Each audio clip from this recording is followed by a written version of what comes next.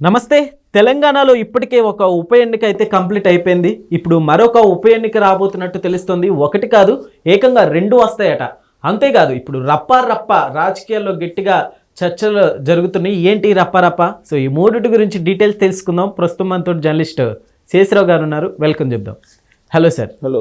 Yes sir, ఉప ఎన్నికలు 2 లేకుంటే వాటితోటి ఈ రప్పన? ఇప్పుడు ఉప ఎన్నికలు వస్తాయని చెప్పేసి తెలంగాణలో బాగా విస్తృతంగా చర్చ జరుగుతుంది. ఎందుకు? జూబ్లీహిల్స్ ఉప ఎన్నికలు అయిపోయింది, ఫలితం వచ్చేసింది, కాంగ్రెస్ పార్టీ అక్కడ విజయం సాధించింది. ఓకే.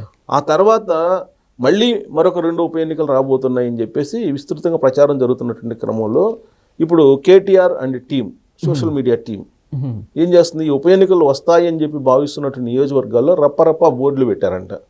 అదేంటి సార్? బోర్డులు పెట్టారు, రప్ప బోర్డులు పెట్టారు. ఎందుకు? అక్కడ జగన్మోహన్ రెడ్డి గారు రప్ప అంటున్నారు కదా, అందుకని ఇక్కడ కూడా రప్ప అంటున్నారు. మేము అధికారంలోకి వస్తే పింక్ బుక్ తీస్తాం అంటున్నారు. ఇక్కడ ఆయనేమో డిజిటల్ బుక్ అన్నారు, మొన్నటిదాకా బ్లూ బుక్ అన్నారు, ఇప్పుడు డిజిటల్ బుక్ అన్నారు. ఇవన్నీ కూడా అక్కడ ఆయన ఏది చేస్తే ఈయన అది చేయటం, లేదా ఈయన ఏదైనా చేస్తే ఆయన అది చేయటం, ఇదంతా కూడా కిట్ప్రోకో పాలిటిక్స్ నడుస్తున్నాయి. మొదటి నుంచి 2019 నుంచి కిట్ప్రోకో పాలిటిక్స్ బీఆర్ఎస్ పార్టీకి వైఎస్ఆర్ కాంగ్రెస్ పార్టీ మధ్య జరుగుతున్నాయి అనేది జగద్విదితం. అయితే ఇప్పుడు ఈ బోర్డులు తెలంగాణలో రప్ప బోర్డులు కట్టడం ఏంటి అసలు? ఇప్పుడు అదైతే ఆంధ్రప్రదేశ్లో జగన్మోహన్ రెడ్డి గారి పరిపాలన, వాళ్ళ అనుచరులు, వాళ్ళ వ్యవహారం ఇవన్నీ తెలుసు అందరికి, ప్రజలకి. 2019 నుంచి 2024 వరకు చూశారు. జగన్మోహన్ రెడ్డి గారు ఎక్కడికైనా టూర్ వెళ్ళినప్పుడు ఆంధ్రప్రదేశ్లో రప్ప అంటూ వేట గొడవలు పట్టుకొని ప్రదర్శిస్తూ, హోర్డింగ్స్ని పట్టుకొని ప్రదర్శిస్తూ నరికేస్తాం, చంపేస్తాం అని చెప్పేసి ఎగురుతూ ఉంటారు. అది ఆంధ్రప్రదేశ్లో జరుగుతున్నటువంటి తతంగం.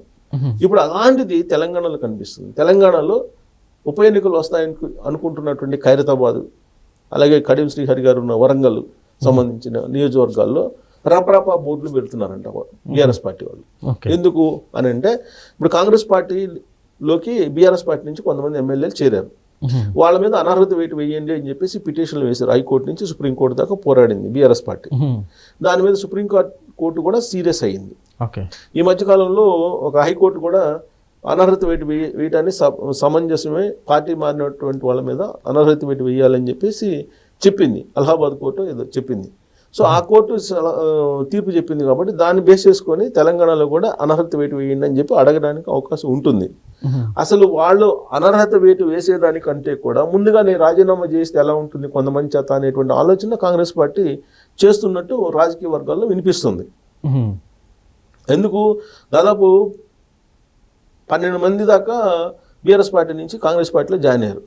వాళ్ళలో 2 పార్టీ మారారు అనడానికి నిదర్శనంగా కొన్ని ఇన్సిడెంట్స్ ఉన్నాయి. మిగతా వాళ్ళు పార్టీ మారారు అనడానికి ఇన్సిడెంట్ లేవు. ఇప్పుడు ఆల్రెడీ స్పీకరు ప్రసాద్ గారు పిలిచి మాట్లాడుతున్నారు ఎమ్మెల్యేలని పిలిచి మాట్లాడుతుంది. ఎందుకు? సుప్రీంకోర్టు ఆర్డర్ మేరకు ఈయనకు ఒక గడువు ఇచ్చారు. ఆ గడువు లోపల దాని మీద ఒక నివేదిక ఇవ్వాలి. అందుకని పిలిచి అందరితో మాట్లాడుతున్నారు. ఆ క్రమంలో ఖైరతాబాద్కు సంబంధించిన ఎమ్మెల్యేని దానం నాగేంద్రని పిలిచి మాట్లాడటం, అలాగే దానం నాగేంద్రకు నోటీసులు ఇచ్చారు. స్పీకర్ నోటీసులు ఇచ్చారు. దానం నాగేంద్రకి, కడియం శ్రీహరికి ఇద్దరికి నోటీసులు ఇచ్చారు. ఎవరు ఎందుకు ఇచ్చారు అని అంటే, దానం నాగేంద్ర ఏం చేశారు, 2023 ఎన్నికల్లో బీఆర్ఎస్ పార్టీ తరఫు నుంచి పోటీ చేసి ఖైరతాబాద్ ఎమ్మెల్యేగా గెలిచారు. ఆ తర్వాత ఆయన కాంగ్రెస్ పార్టీలోకి మారి కాంగ్రెస్ పార్టీ 2024 సికింద్రాబాద్ అభ్యర్థిగా పోటీ చేసి ఓడిపోయారు. అంటే బీఆర్ఎస్ పార్టీ నుంచి 2023 అసెంబ్లీ ఎన్నికల్లోనేమో గెలిచాడు. ఎమ్మెల్యేగా ఉంటూనే ఆయన కాంగ్రెస్ పార్టీలో జాయిన్ అయ్యి కాంగ్రెస్ పార్టీ తరఫు నుంచి ఎంపీగా సికింద్రాబాద్ నుంచి పోటీ చేసి ఓడిపోయారు. ప్రస్తుతం ఎమ్మెల్యేగా ఉన్నారు, బీఆర్ఎస్ పార్టీ ఎమ్మెల్యేగా ఉన్నారు అఫీషియల్గా అయితే. కానీ కాంగ్రెస్ పార్టీ తరఫు నుంచి సికింద్రాబాద్లో పోటీ చేశాడు కాబట్టి ఈయన కాంగ్రెస్ పార్టీలోకి మారాడు, పార్టీ ఫిరాయించాడు అంటానికి ఒక ప్రత్యక్ష నిదర్శనం కనిపిస్తుంది.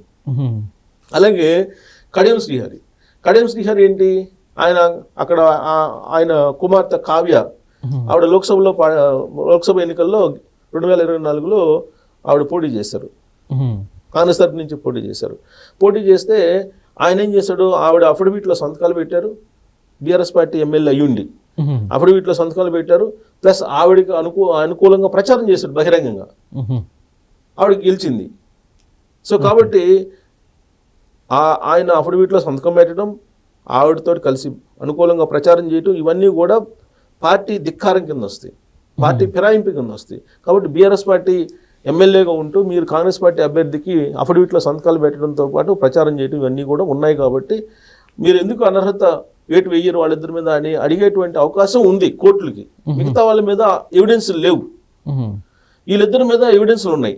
సో అడిగే అవకాశం ఉంది కాబట్టి ముందే వీళ్ళిద్దరి చేత రాజీనామా చేయించి బై ఎలక్షన్కి వెళ్ళాలి, ఉప ఎన్నికలకు వెళ్ళాలి అనేటువంటి ఒక ఆలోచన కాంగ్రెస్ పార్టీ ప్రభుత్వం చేస్తున్నట్టు ఇప్పుడు రాజకీయ వర్గాల్లో విస్తృతంగా చర్చ జరుగుతుంది. ప్లస్ స్పీకర్ కూడా వీళ్ళిద్దరికి నోటీసులు ఇస్తే ఆల్రెడీ కడియం శ్రీహరి గారు హాజరయ్యారు స్పీకర్ ఎదుట విచారణకి. దానం నాగేంద్ర గారు ఢిల్లీ వెళ్ళిపోయారు. నోటీసులు జారీ చేయగానే ఆ నోటీసులు తీసుకుని ఢిల్లీ వెళ్ళిపోయారు. ఢిల్లీ వెళ్ళి కాంగ్రెస్ పార్టీ అధిష్టానం దగ్గరని మాట్లాడుకొని ఆయన రాజీనామా చేసే అవకాశం ఉంది అనేది ఒక చర్చ జరుగుతుంది. అయితే మళ్ళీ పోటీ చేయడానికి నాకు ఖైరతాబాద్ నుంచి టికెట్ కావాలి అని చెప్పి అడుగుతున్నాడు ఆయన. ఓకే, లేదా ఒకవేళ ఇవ్వలేని పరిస్థితిలో నాకు ఎమ్మెల్సీ ఇచ్చి మంత్రి పదవి ఇవ్వండి అని చెప్పి అడుగుతున్నారు. లేదా నేను ఎమ్మెల్యేకి పోటీ చేస్తాను, గెలిచిన తర్వాత నాకు మంత్రి పదవి ఇవ్వండి, లేదా రాజ్యసభ ఇవ్వండి, ఇలా ఆప్షన్స్ పెడుతున్నాడు ఆయన. కాంగ్రెస్ పార్టీలోకి వచ్చాను కదా కాబట్టి నాకేంటి అని ఆప్షన్స్ పెడుతున్నాడు ఆయన. మరి ఆప్షన్స్కి కాంగ్రెస్ పార్టీ అధిష్టానం ఒప్పుకుంటుందా ఒప్పుకోదా అనేది ఒక అంశం ఢిల్లీలో నడుస్తూ ఉంది. ఇలాంటి పరిస్థితుల్లో రపరప బోర్డును బీఆర్ఎస్ పార్టీ పెట్టింది ఖైరతాబాద్లో.